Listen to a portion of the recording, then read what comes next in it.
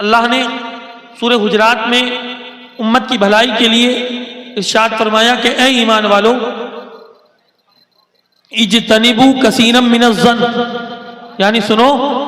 تم گمان کرنے سے بچو، تم لوگوں کے بارے میں گمان کرنے سے بچو۔ اگر کوئی شخص کہیں بیٹھا ہے یا کوئی شخص نماز پڑھ رہا ہے یا وہ ادھر مسجد آنا جانا شروع کر دیا ہے، یا اگر وہ مسجد میں 5 وقتہ نمازی بن گیا ہے، یا اللہ نے اس کو عزتوں سے نواز دیا ہے، یا اللہ نے اسے مال و دولت سے نوازا ہے، تو ہم کیا سوچتے ہیں کہ لگتا ہے اس کی لاٹری کھل گئی ہے، لگتا ہے اس کے پاس 2 نمبر کا مال آ گیا ہے، کل یہ بائک سے چل رہا تھا، آج یہ کریٹا سے چل رہا ہے، آج یہ فارچونر سے چل رہا ہے، کل اس کے پاس 2 روپے تھے، آج اس کے پاس 2 کروڑ روپے ہیں۔ تو ہم یہ گمان کرتے ہیں نا، تو اس کا مطلب یہ گمان کرتے ہیں کہ اس نے کہیں ڈاکہ ڈالا ہوگا، اس نے کہیں چوری کی ہوگی، اس نے کسی کا مال ہڑپ کر کے اپنی واہواہی لوٹنے کے لیے یہ سب کام کیا ہوگا۔ نہیں، اللہ بیان فرماتا ہے کہ اجتنبوا کثیرا من الظن، یعنی سنو تم لوگوں کے بارے میں زیادہ گمان کرنے سے بچو۔ اس لیے بچو، ان بعض الظن اثم، تمہارا جو لوگوں کے بارے میں یہ گمان ہے، یہ تمہارے بعض گمان ایسے ہیں جو گناہ ہے، جو گناہ کی شکل اختیار کر سکتے ہیں۔ اور کسی کے بارے میں بلا وجہ کوئی بات سوچنا جب تلک کی اس سے تحقیق نہ ہو جائے، اس وقت تلک آپ اپنے دماغ میں کسی کے لیے بدگمانی رکھنا، یہ بھی تو ایک جرم ہے، یہ بھی تو ایک گناہ ہے۔ اس کے بارے میں اللہ نے بیان فرمایا وَلَا تَجَسَّسُوا، کسی کی جاسوسی مت کرو، کسی کے بارے میں جاسوسی مت کرو کہ اس کے یہاں کیا چل رہا ہے، اس کے گھر میں کیا چل رہا ہے، اس کے پڑوس میں کیا چل رہا ہے، اس کے لیے کیا معاملات ہیں، وہ کیا کیا کر رہا ہے، کسی کی جاسوسی مت کرو۔ اور فرمایا وَلَا يَغْتَبْ بَعْضُكُمْ بَعْضًا، ایک دوسرے کی برائی مت کیا کرو، ایک دوسرے کی غیبت مت کرو۔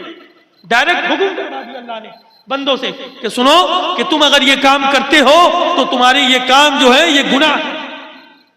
اب آج بتائیے، آج کے اس ماحول میں کون سا ایسا آدمی ہے یا کون سا ایسا نوجوان ہے جو کسی کے بارے میں یہ سوچ رہا ہو کہ یہ صحیح کام کر رہا ہے؟ ہم کسی کے بارے میں جو سوچ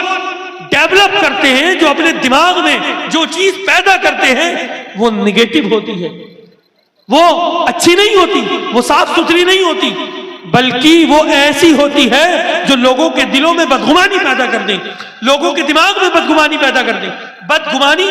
انسان اس قدر زیادہ آج کل کے دور میں کر رہا ہے، کسی کے بارے میں نوجوان ایک دوسرے کے بارے میں بدگمان ہو رہے ہیں، گھر والے دوسرے گھر والوں کے بارے میں بدگمان ہو رہے ہیں، محلے والے دوسرے محلے والوں کے بارے میں بدگمان ہو رہے ہیں، اور اپنے آپ ہی خود بدگمانی کر رہے ہیں۔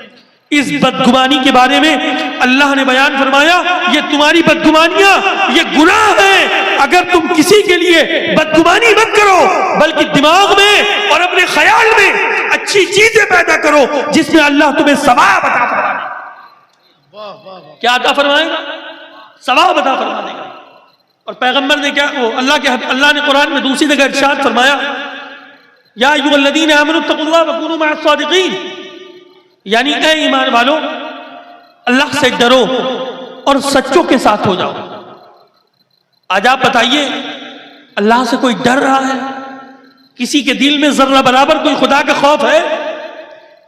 کسی کے دل میں ذرہ برابر کوئی خدا کا خوف ہے؟ کسی نے یہ سوچ کر کے گناہ ترک کیا ہو کہ میں یہ گناہ کر رہا ہوں، خدا مجھے دیکھ رہا ہے؟